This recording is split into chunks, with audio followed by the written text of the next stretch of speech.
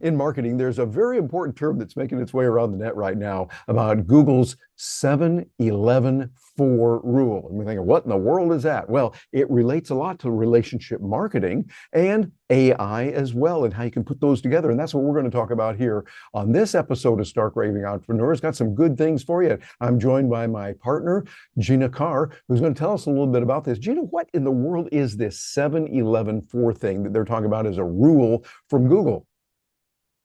Well, it's a realization that Google had years ago, a while back anyway, and they are sharing it with the world so that people know that there's what they call the ZMOT, the zero moment of truth. And it's in this zero moment of truth that people, your prospects, people who are considering doing business with you, are learning about you. So they've learned about you and the problem that you solve. And now they're getting educated. They're getting to know you. They're trying to figure out if your solution's right for them, if your personality is right for them. And so they have coined this term, the ZMOT, the zero moment of truth. And then they have determined, based on their analytics, that there's 7, 11, and 4 rule. The 7-11-4 rule is what will help marketers to evaluate if what they're doing is enough, so that they can bring prospects on board as a client. Yeah, I like this as we look at it because it brings in a lot of the elements that we talk about here at Stark Raving Entrepreneurs about using AI, of course, as tools to find it out, but then also relationship marketing, where you're using this to really build the content that converts to cash. Content to cash is a real big thing. So the 7 stands for 7 hours that people are going to be able to see you. They get used to seeing your material. That might be 7 hours of video, or usually it's a combination, a little bit of podcasting. Maybe they're reading some of your materials on LinkedIn or Facebook or TikTok, wherever it would be. A total of about 7 hours. And of course, all these numbers are approximate. It's not like it must be a 7, 11, and 4. And if you deviate from it, you're wrong. No, it's a matter of, okay, usually it takes around this many hours. And then, Gina, we get over to the 11 number. What does that 11 stand for? The 11 is 11 different touch points. So this can be that they visited your website, or that they've interacted with you on social media, that they've gotten an email from you, that they saw you in person. So touch points is what the 11 stands for.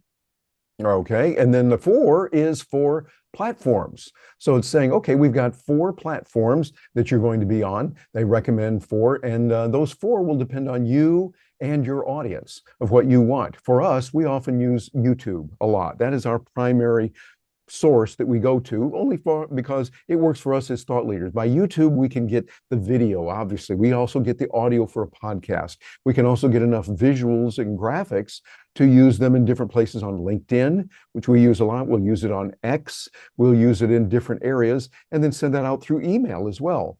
So those 7-11-4 numbers really matter, and it matters a lot in how we're buying today, using those digital points. What it could be in many different areas. And the 11 points that we're talking about are really going to be different ways. They can be, for instance, in digital or a physical condition, or I should say, well, it might be a condition. It's actually a connection that's there. You're making a connection with folks and they're hearing about it. And so tell us a little bit about that, Gina, and what you see are the digital, physical connections and some of the other areas of that.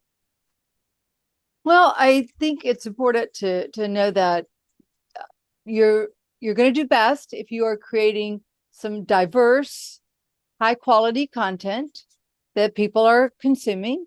And this is part of building relationships, as you talk about a lot, business relationships. And you want to ensure that you have a consistent presence across platforms. So you want to be sure that your brand and that you are being represented consistently. A way to do that is to develop a content calendar that can help you a lot. And then let's say that you create one pillar piece of content per week, such as a YouTube video, as we're doing right now.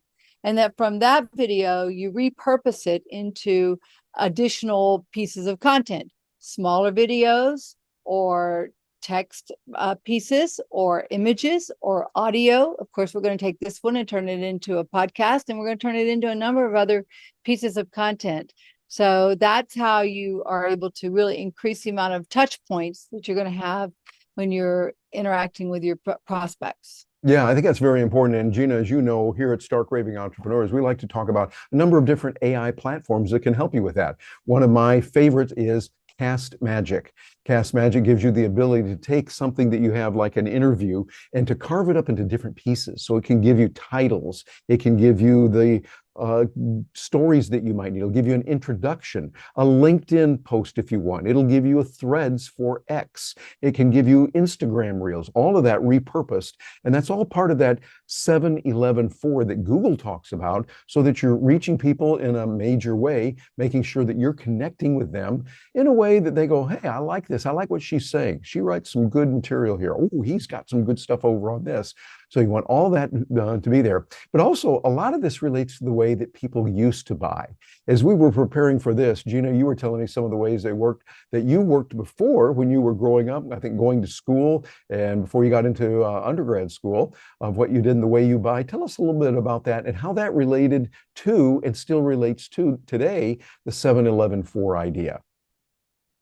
Well, if you think about it, in the old days, the pre-internet days, how did you make your purchasing decision? And it reminded me of when I was in June. I think I was just in junior high, might have been high school, but junior high, high school, back in Atlanta, Georgia. I worked at a little dress shop in a shopping center, and so people would drive by. Maybe their friends would tell them, "Oh, you got to go check out this little dress shop," and we had custom items, things that you wouldn't find in the big department stores. And so we had a good reputation. The staff, including me, maybe, were considered friendly and helpful. And we would certainly keep files on people in a good way, such as, oh, we know that Miss Smith really loves this sort of fancy dress. And if we get some of these fancy dresses coming in, then we know that we need to contact Mrs. Smith. Yeah, I think this way we keep track of it and able to really personalize what you're talking about. And I think that's really good. It's really still based on what we talk about, the know, like, and trust. Back then, long, long ago, whenever long, long ago would be for you watching this or listening to this, you know that you have to build that relationship. Somebody, you get to know them, then you like them a lot, and then you trust them before you're going to do business with them. And really what we're doing there is we're talking about what I like to call UIs. You're UIzing your content, talking about you to help them really customize it. This is something that is imperative to make sure that you're getting close to the customers. I've come up with the term UIs, but Gina, you seem to like that, and we're finding a lot of people seem to like it. What is it that you like about that term UIs and what it means? Well, it's certainly a way to put your own personality and your stories and your insights into the work that you're doing. Nowadays, people are smartly using AI to generate part of their content, but you don't want a lot of just blander that's soulless and personalityless out on the internet and with the content that you're creating for yourself. So you want to put yourself into it. And one of the ways that I've helped people do that is I walk people through what I call the memory lane exercise.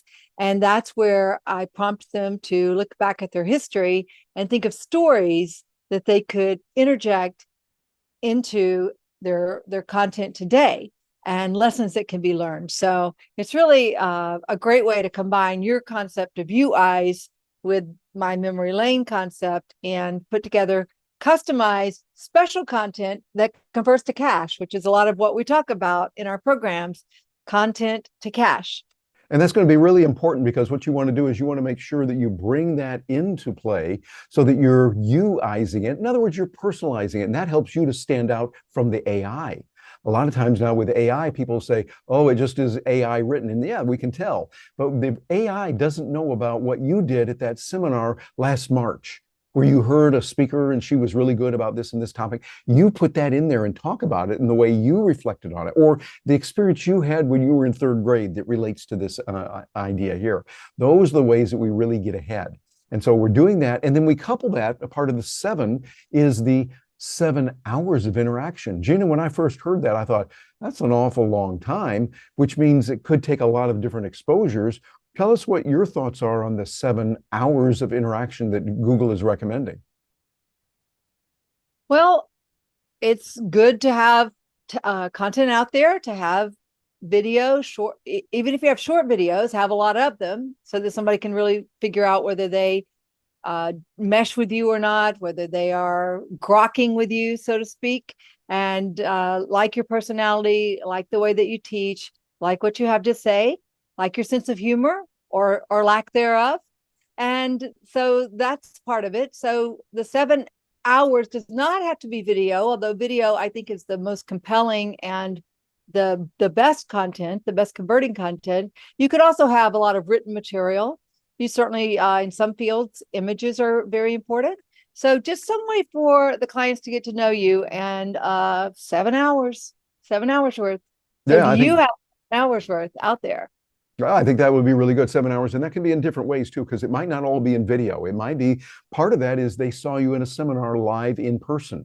It also might be they enjoyed your podcast. So they listened to a little bit of that and they read that article that you had that took them a while to read it. So all of that together really comes out to doing a lot, and having a lot of variety on that is good. Making sure you've got a variety of different types of forms, as well as long form video can be good, so that you have that takes up some more time. But I think the most important thing is going to be frequent interactions. Tell me a little bit about that, Gina, where you see the different kinds of interactions that people have from YouTube shorts and more. Well, YouTube Shorts are fantastic. One of the tools that we use for that, OpusClip. You can find it at opus.pro. So that's one of the interactions, one of the ways. Certainly using different social posts, having training sessions that are either open to the public or that are inside a private group. We do a lot of that in our community.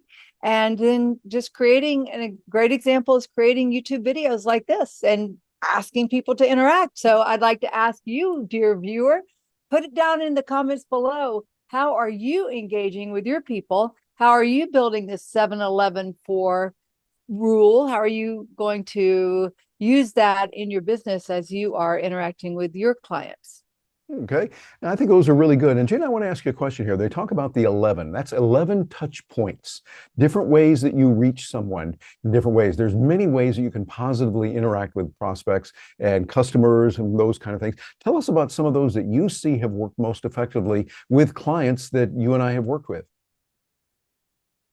Well, what I've seen most effective is leading people to interactive virtual events. I love hosting workshops, webinars, master classes, and teaching there. And from teaching there, I get a lot of questions and I get a lot of inquiries from people who want to know how they can do business with me or with us or join our community so that they can get to know us better. And I know you've had a lot of success recently with email marketing that you're doing. You're doing some very personalized, very effective emails. And so that's important. You can, the in-person events, you and I just returned from a big in-person event. We're going to another one next week. Those are great ways to have additional interactions with people for those touch points. Yeah, exactly. I think there's a lot of good things there. And then also we noticed that we're going to be doing a lot with many other forms of connection with people. One that I like a lot is Loom. Loom gives you the ability to create those customized videos that you can send to someone and then send them through email. That's really good. And another way that I like to look at is using LinkedIn. LinkedIn audio. I think there's something about LinkedIn audio. People got to listen to it. You know, how could you omit that? If somebody gives you an audio on LinkedIn, you got to listen to the thing, and that's good. Make sure that it's relevant and keep it short too. But that's a great way to look at it to see what can be done and how you do it. Because you know, when we get down to it, right now, Gina, you might have heard about this. One of the things I looked it up, and I did some study here. Right now, we're seeing a lot of competition out there, and so you've got to stand out in a real prominent way. There are 500 hours of video uploaded every minute of the day, 500 hours, 30,000 hours of video uploaded per hour. And here we go, 720,000 hours of video uploaded per day. So it's no way that anyone can listen to that. So what happens is we get swamped with it. So you can't do it all, but you want to look at those four. Now, so we've talked about the 7 and the 11. Now we come up to the 4, the 4 platforms that are there. Gina, what are your thoughts on those 4 platforms, what you would recommend, and why would you recommend them?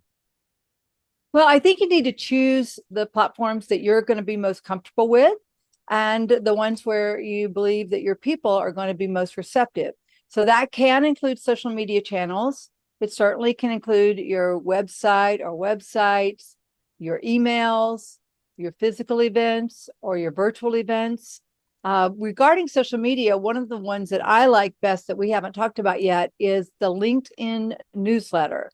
So this is a special feature of LinkedIn that allows you to create a newsletter, essentially it's like your own newspaper. And every time you post to the newsletter, it sends a notice directly to the email of the person who's subscribed. And because LinkedIn is really supporting this feature, it's promoting and helping you get a lot of subscribers very quickly. So that's a feature that we've been teaching for a while. Our clients are loving, and we're loving as well. Yeah, I think there's a lot of platforms there that we can use, and those kind of tools are good. So bear in mind, what you want to do is you want to have the right kind of platform, get your message out, and make sure that you're doing something that is answering a specific question. Because there's so much information out there, the 720,000 plus videos uploaded every hour, you want to make sure that yours answers a specific question. Because if you think about it, if your expertise is on, well, let's say ours is AI, which is what it is. We look at AI, particularly how you can turn content into cash using AI and build relationship marketing. Those are our real narrows. Now, there's a lot of other areas, even within AI, that you can focus on. But you want to answer those specific questions and become the subject matter expert in a particular area. Because we're so much out there, well, that's good that people can get all those answers, but also you want to focus in on what's going to be important. As an example, one that I did recently, I was doing a program as a professional speaker. I go out and speak to a lot of different places, and I was speaking for the big annual meeting for there were about 10,000 people there at this event, and I got a chance to talk with them about what was going on in their industry. And so what I did is I went and did a search on Perplexity, one of my favorite AI tools, and I told them, here is what is going on in the next 6 months that your customers want to know based on the research and data that we got from hundreds of thousands of robots going out, checking different data points on what your customers like and want more of. Would that be of interest to you? And of course they said, yes, of course we wanted that. And so I put it all into a Google Doc that I shared with them. So they had this way before it was going. I was in a June presentation, and so they were interested in what's going to work in the second half of the year. So I put it together that way, and it worked really nicely. So this is something you can do in a major way, making sure that it's customized. Another one I did recently, I was working for a group in one industry where they had certain challenges. I got in and studied that industry, as I like to customize these presentations. And on the day that I was supposed to speak, it was a Tuesday, the day before that, Monday afternoon, there was a major announcement from OpenAI about ChatGPT. Big thing that happened and changed a lot, and changed it for their industry. So what I did is I went in there and changed my presentation. I'd put together all the slides, omitted a bunch of them, brought in some new things, created some new ones to say, here's what they announced yesterday and what you can use here in your industry. Well, they were flabbergasted. They were like, this is great. We can use it, because it was exactly what they need. And the whole point is you want to make sure that it's highly relevant to the people that you're talking to. Make sure that they are working with you and you understand that. Gina, I know you've done that as well sometimes when you customize programs, when you're talking to someone. Have you seen that that's something that audiences look to and something that ties in with the 7-11-4 strategy? Well, certainly it does. And as we are presenting and sharing ideas, sharing our insights and sharing tools and ways for people to reach their own customers and grow their business, which is what we're focused on, that's been a big part of what we do. Absolutely. Yeah, I think there's a lot there. And so what you'd want to do in that case, for instance, those 2 cases there, I was working with a speakers bureau. They've known me for decades, literally. I've worked with them a lot. So when their client said, who is someone that would be good to talk about AI for our industry? Well, they said, well, Terry Brock, of course. So we were able to help them on that. And this is all the key. It's about building relationships, all about getting to know people, those 7 hours of contact they have minimum, then the 11 touch points. And I would say you want those to be going on a regular basis. So you see, what it really comes down to is 7-11-4 involves relationships. It's about relationships, anticipating what they're going to need. And again, this is not the exact number. It's not like you must do it 7 hours exactly. No, sometimes it might be a little less. Sometimes it might be more. Like when my speakers bureaus that I work with talk to their clients, they don't take 7 hours to say, you need Terry Brock. They go, hey, Terry would be perfect for this one right here. Now, if you want to talk about team building or something, that's not Terry. Okay, we got some others who can do that. But you want this on AI, relationship marketing, the latest tools and what you can use, Terry Brock's the guy for you. And so their client listens to that and says, okay, we're going to go with Terry. And they make the decision. So this is good. And this is how it all works together. You anticipate what's there and you start looking forward to that. So Gina, there's a lot involved in this. I see there's a lot going on there. Anything that you want, I know you had mentioned some things about that others are doing this on building the long-term relationship, something with Gary Vaynerchuk. As we were putting this together, what were your thoughts on how Gary V is bringing this in so well? Well, when I think about someone who is doing a great job of creating a lot of content that people can consume, Gary V is the poster child for that. And I was just listening to some updates from him. I believe his team is maybe 20 people. And I think his goal is to put out 100 original pieces of content every day. And even with a team of 20, he says he feels like he's not doing enough. So it can be overwhelming, but if you just start working on content, working on creating content out of things you're doing already, so it doesn't have to be in this silo of go create some content. It's film yourself doing things that you're already doing, or take excerpts from trainings that you're already creating, or as soon as you get off the phone with a client or thinking about something, just write some notes, make some posts about it, and it can all come to life. So just make it a regular part of what you're doing. I think you're right. I like the way you say that, Gina. Make it a regular part of what you're doing. And so that's what we're talking about here at Stark Raving Entrepreneurs. Work with this. Make sure that it's something that we can see, we as customers of yours, how we can use that, how we can work with you, and how we can make sure that things are working in a better way all the time. That's the real key and what matters most when you're talking about relationship marketing and doing it. And matter of fact, if you want to find out more about that, come on over and join us at Stark Raving Entrepreneurs. And be sure and hit that like, share, and subscribe button. That way you'll get a chance to know when we got another piece of content for you. And you'll also be able to tell the algorithms you like the idea of relationship marketing and working with people. And here's some goodies that we want to make available to you. Go over to AItools4biz.com. That's all in lowercase, AItools, the number 4, biz.com, and we'll get you some goodies right there. They'll tell you about tools like Canva, DALL-E 3, ChatGPT, and many, many others. And also, we got something for you here that I want to share with you, a QR code that'll help you get over there to AItools4biz.com. You just click on that. I know you got your phone with you. You can take a look at that and get some real goodies and some other videos that are waiting for you. Thank you very much for joining us. And this is a part of a movement. It's a part of helping people to help other people, to make the world a better place by using AI, build relationships, using that Google 7-11-4 technique, I think is something real good. On behalf of Gina Carr and myself, I'm Terry Brock. Thanks for joining us today.